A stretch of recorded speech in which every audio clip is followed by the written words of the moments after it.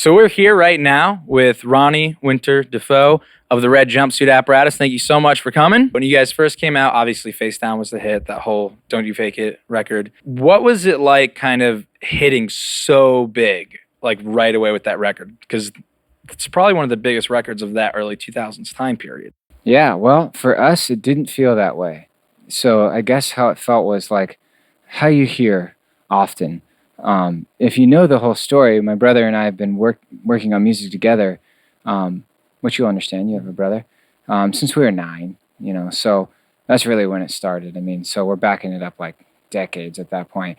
So for me, it was a really long, slow process and a lot of trust and a lot of hard work, and I just didn't give up. Once it was finally out, it was really greatly received, and we had some pretty high success pretty quickly. But, there was a long trudge before that lots of touring that nobody even knew about with bands like Halifax that we were talking about earlier. Way back, man, before anybody knew who we were opening for Halifax in front of like 30 kids a night. Still love those guys. Still love you guys, man. Me and Joey talk about you guys still. It was one of our first runs, and they were cool, man, because they had been on the road already, and like we were fresh. We only could tour on the weekends because we all had jobs still. Like, you signed to Virgin Records, congratulations. Nothing changes in your life. You still have to go to work that same day that you found out with your name tag on, and you still got to pay your bills. So like, it's not how people think. So we'd tour Friday, Saturday, Sunday, minivan, whatever we could get a hold of, stuff our gear in there, do shows, come back, work all week. That's how real bands make it. So for them, there is no overnight success. It's just not years reality. And years of preparation. Right. So to the critics who may have not known about this band underground who was making waves because they never know about those bands, of course, to them it was very much overnight. It's always going to be a struggle. And we know that. Jesus told us that. So like, there's no question there. If there's no struggle, you're not doing something right. I don't know. I guess you can preach to the flock, but in the rock world, there is no flock. So to make any effort at all really kind of sticks out. On the first record, we weren't really known as a Christian band because we were all young, and we did a lot of just partying and drinking. I like to say that everything we did was legal. That was like my term. And, so when you're 25 or 26, you're young. You don't really realize at that time, at that very minute, that you might feel differently later in your life. You can't even imagine that. You just feel the way you do right now, and you assume that is infinite. And everyone that I have ever met has agreed to that when they've really become honest, when they've really brought themselves down to who they are. And if they're really, really looking deep, they realize, okay, I get it. I was just selfish. I was just doing me, to the fullest extent. And that doesn't mean necessarily that you're some crazy abuser or, some person taking advantage of people. It just means you're living in self all the way. And what that does is that slowly drives you away from the spirit. So for instance, when our first record came out, Walmart, which was the biggest retailer of CDs at that time, which is kind of funny. This is almost like a history lesson. And everything was edited. Yeah, they actually put us in the gospel on their own because they read the lyrics. Virgin did not. They had us in rock, mainstream. So they had to move it. When I found out about it, I thought it was really cool and also sad. Cool that they put us in there, sad that they moved it. Obviously that, the way you approach the situation is going to push some people away who are uncomfortable about God and all of that. And this is probably going to do that more so. But I'm going to ask anyway. Let's do it. There are so many people that either hate God or blame God for everything.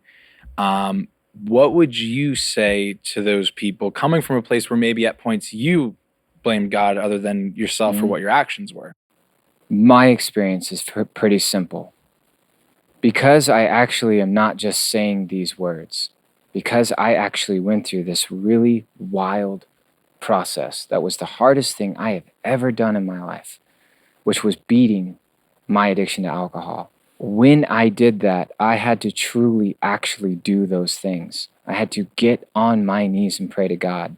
And it doesn't bother me if that is too much for some people, because the truth is, you're not going to make it. And they don't. They don't make it. The ones that make it are the ones who humble themselves. They make it. And I know a lot of them. And that doesn't mean you have to go to church every Sunday. And it doesn't mean that you have to go subscribe to a particular system. It means You need to get him in your heart. You need to get him in your heart now. Because if you don't, you're going to keep doing what you've been doing. And the problem is now you're aware of it, which makes it even worse, right? Now you know there's a problem. So we call it the vicious cycle, and it takes people out. How many celebrities do we need to point out just in the last couple of years that have died with fat bank accounts? Lots. Why? Most of them, addiction, whether it was drugs or alcohol. Why? They have all the money in the world. Why can't science cure them? Why? Because there is no scientific cure. There's only one cure, and it's a spiritual cure, right? And before you even dive into what is spiritual, you don't even have to do that. He knows who you are. He created the ones who created you and everybody in between. All you have to do is be honest with yourself. Recognize him for who he is. Reach out with every single ounce of strength that you have and believe that he hears you, because he does hear you, and believe that he wants you to succeed, and ask him to take over. Let him do it. Watch what happens.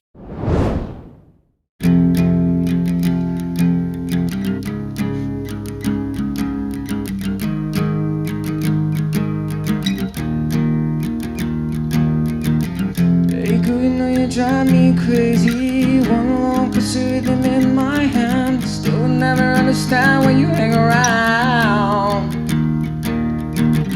Cover up with makeup in the mirror. Tell yourself it's never gonna happen again. You'll cry alone and then he swears he loves you. Do you feel like a man when you push your hair around? Do you feel better now? To the ground. Well, I'll tell you, my friend, one day the world's going to end as your eyes crumble down. A new life she has found. That wouldn't wanna mix a ripple effect. Every action in this world will bear a consequence. If you wait around forever, you will surely drown. I see the way you go and say you're right again. Say you're right again in my black shirt. Do you feel like a bear when you push your hair around? Do you feel better now?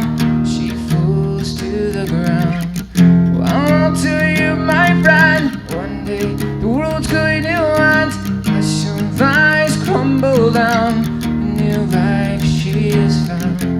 Face down in the dark, she said, this doesn't hurt. She said, I finally had enough. Face down in the dark, she said, this doesn't hurt. She said, I finally had.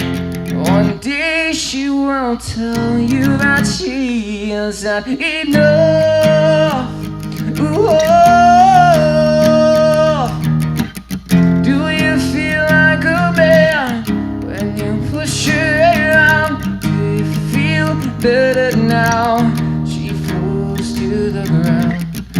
I'll tell you, my friend, one day the world's going to end as your eyes crumble down. A new life she has found. Do you feel like a man when you push your hair around? Do you feel better now? She falls to the ground. Well, I'll tell you, my friend, one day the world's going to end as your eyes crumble